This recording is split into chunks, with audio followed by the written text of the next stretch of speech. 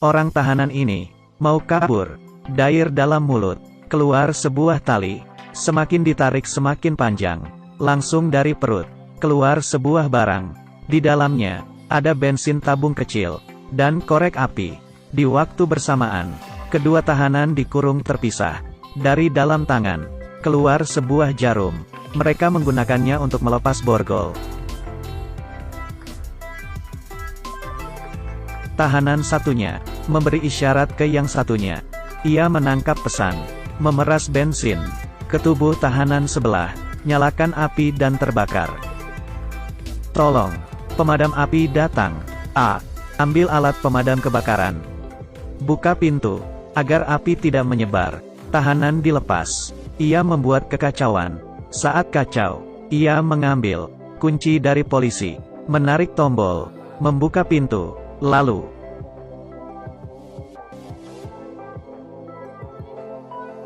di sisi lain, ia datang ke kokpit, mengambil tangan kopilot, membalik arah, dan menembaknya. Selanjutnya pilot memerintah untuk memberikan pesan. Semuanya aman, dan terbang. Selama tangan Laoma ada pistol. Karena itu, ia bisa mengendalikan semua situasi. Selamat datang di penjara. Semuanya digunakan untuk memindahkan tahanan, penjaga udara, menahan seluruh Amerika, penjahat terburuk, yang dipimpin oleh Laoma. IQ-nya tinggi, kepribadian antisosial, penculikan, perampokan senjata, pembunuhan. Semua bisa dilakukan. Baru umur 39. 25 tahun di penjara. Membunuh 11 tahanan satu sel. Melewati penjara 2 kali. Menyebabkan 3 kali kerusuhan. Tapi sekelompok preman menyembunyikan sesuatu. Pria yang sial ini awalnya merasa puas mendapat kesempatan untuk bebas. Tapi malah seperti ini. Masalah ini, ia sama sekali tidak ada hukuman. Naik pesawat ini hanya karena sejalan. Ia pulang 8 tahun yang lalu dengan istrinya yang sedang hamil. Dilecehkan oleh 3 orang pria. Ia tidak ingin buat masalah. Dipukul duluan. Ia baru membalasnya. Penjahat tidak bernafas. Ia telah membunuhnya. Dihukum 7-10 tahun penjara. Jangka waktu tertentu. Ia hanya bisa pasrah, olahraga dan belajar di sel tahanan. Memuaskan diri, menggu untuk kembali bersama istrinya. Saat itu anaknya umur 8 tahun. Ia dapat pembebasan bersyarat, naik pesawat khusus. Awalnya dalam perjalanan, bisa merasakan kebebasan, tapi tidak tahu, ternyata tahanan lain membajak pesawat, ingin melarikan diri. Ia tidak bisa berkata-kata, tapi sebenarnya, ia juga bukan. Tidak ada kesempatan untuk kabur. Ia membuat rencana, saat pesawat parkir untuk transit. Di situ ia bertukar dengan tahanan lainnya. Cameron salah satu tahanan yang turun dari pesawat. Di dalam pesawat, ada anak dari Dexiao. Laoma dan Dexiao kerjasama, menjemput anaknya, antar sampai ke tempat tujuan. Di sana akan ada pesawat yang menjemputnya. Dan juga akan diberikan banyak uang. Bahagia sekarang. Tapi sesaat sebelum mendarat, Cameron meminta untuk tetap di sana. Karena di pesawat ada 1 orang. Teman tahanan selnya. Ia mengulangi lagi, membawa temannya pergi. Saat pesawat mendarat, sekelompok polisi menunggu. Ia mengganti pakaian, menjadi penjaga penjara, menutup mulut dan kepala, seakan tahanan. Secara tidak sadar, mereka ditukar, dikawal ke pesawat. Tidak ada yang tahu. Saat menukar, ada monster, namanya, bisa membuat penjahat kejam ketakutan. Ini permainan apa? Ini adalah tahanan yang menakuti para penjaga penjara. Menguncinya, harus dikurung terpisah, dan memasang penutup mulut. Badan diikat. Ia adalah iblis pembunuh. Orang beri julukan, Butcher. Jangan melihat tubuhnya yang kecil. 37 hidup di bawah tangannya. Metode pembunuhannya, dari keluarga Manson yang terkenal jahat, menjadi kekerasan. Setelah naik pesawat, ia dilepas. Penjaga penjara dengan hati-hati, melepas ikatan mulut. Matanya mulai terlihat. Tahanan berpura-pura menjadi penjaga. Ternyata, di dalam pesawat ini, dari awal, sudah dikendalikan oleh tahanan. Bebas. Sudah bebas. Polisi di bandara baru tahu, Tahanan yang turun dari pesawat. Semuanya penjaga penjara. Polisi buru-buru mengejar, tapi tidak keburu. Dengan cepat polisi menemukan GPS pesawat. Kirim helikopter militer. Berniat untuk menembak jauh. Tapi penjaga penjara pintar. Dari awal bertukar dengan tahanan. Melepaskan GPS. Mengganti dengan barang lain. Peluang tidak banyak. Tahanan yang baik mencoba menggunakan pesawat, alat perekam, untuk memberikan pesan ke polisi. Tapi gagal. Ia hanya bisa berada di dalam pesawat, berpura-pura menjadi tahanan, menanyakan rencana mereka, mencari kesempatan. Saat pesawat, rodanya tertahan, kecepatan tidak bisa ditingkatkan. Cameron disuruh turun, melihat kondisi. Di sini, mereka menemukan tubuh.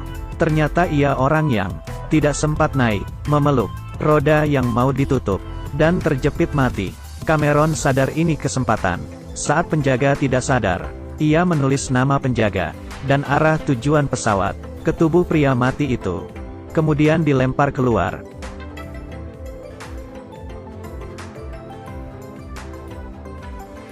Setelah dapat informasi, tahu keberadaan tubuh itu, ikut arah helikopter.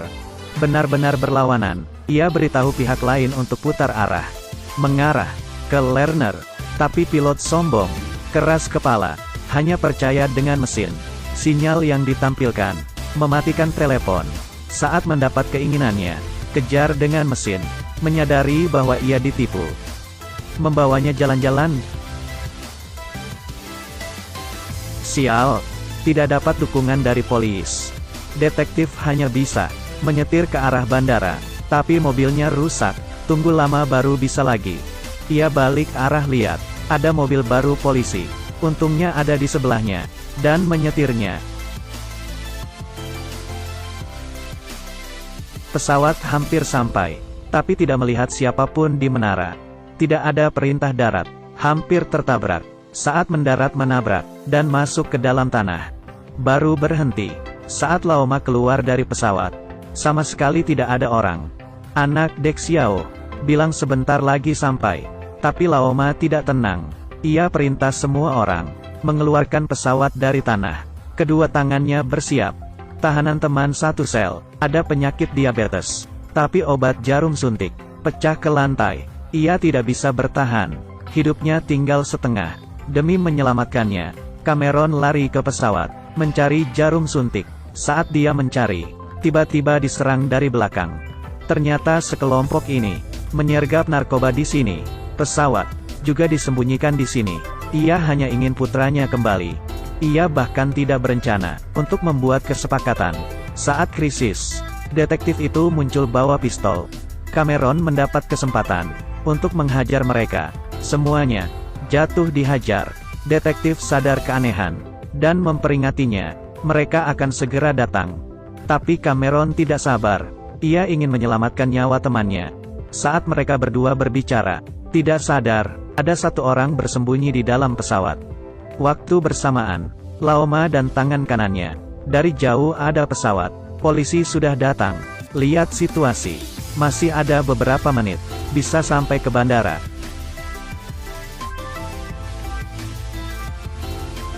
Narapidana dengan sekuat tenaga menarik. Jika pesawat tidak keluar, mereka akan berakhir. Salah satu narapidana berhenti dan berlari ke persediaan bandara. Ternyata ada orang di sana. Ia ingin kabur sendiri, tapi detektif sadar. Demi menghentikan pesawat, ia ke derek mobil, menarik pegangan. Tiang mobil derek menghancurkan pesawat. Pesawatnya berhenti, menabrak pom bensin. Semua bensin keluar. Laoma datang. Tahu ia ditipu. Ia memohon belas kasihan.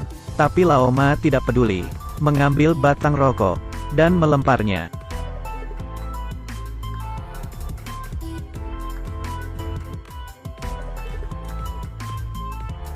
Polisi sampai di depan mata. Ia tidak panik. Menggunakan botol kaleng.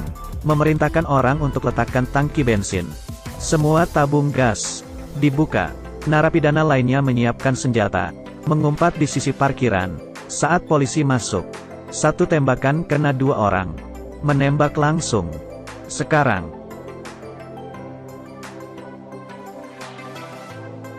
Ledakan mengganggu formasi polisi. Keduanya saling tembak. Senjata dan peluru di mana-mana. Cameron menyetir mobil polisi yang terbakar. Di seberang perang, berhasil balik ke pesawat.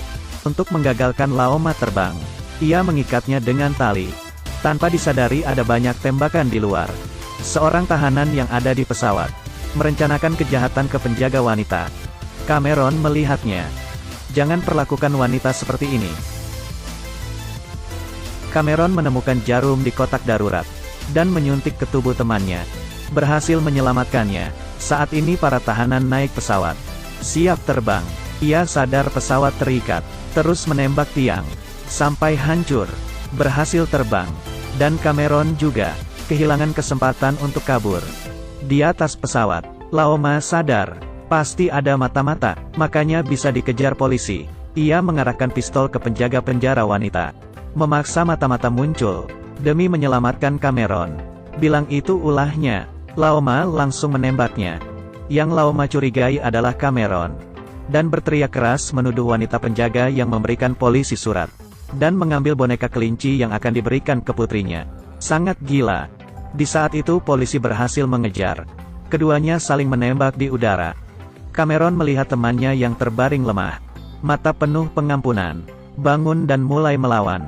Peluru pun tidak bisa menghentikannya. Berjalan membunuh mereka. Mengontrol pesawat. Tapi bahan bakar pesawat habis. Hanya bisa mendarat di Las Vegas. Pesawat mendarat di jalan. Menabrak bar dan tempat area judi. Masuk ke area judi. Polisi mengepung pesawat. Menangkan tahanan yang keluar. Teman Cameron dibawa ke rumah sakit. Di saat itu, Cameron sadar Laoma dan tangan kanannya. Pergi pakai mobil pemadam kebakaran. Ingin melarikan diri. Ia dan detektif mengendarai motor mengejar mereka. Cameron loncat ke atas. Motornya menabrak mati tangan kanan Laoma. Laoma yang berdiri di atas berakhir lebih buruk. Tangannya diikat olehnya. Dinaikkan ke atas. Dan menabrak tembok gedung. Dan tertindih bangunan. Jatuh ke dalam lubang dan tertindih. Alami kehidupan 9 kematian. Cameron selamat. Dan bertemu dengan putri yang belum pernah ditemuinya. Sekeluarga berpelukan. Film kriminal ini berjudul Con Air. Pasti semua orang sudah menonton. Dirilis di Amerika pada tahun 1997. Dan mengalahkan banyak film blockbuster lainnya. Adegannya cukup panas. Setiap karakter punya kepribadian berbeda. Juga banyak menambahkan ironi ke sistem. Dan diskusi tentang psikologi. Dibintangi oleh Nicolas Cage. Bukankah raja film buruk saat itu? Tubuh berotot. Dan tampan. Setelah menonton film ini, tidak bisa menahan nafas. Ini adalah blockbuster nyata. Ini adalah para penggemar Nicolas Cage. Baik, cerita hari ini sampai di sini.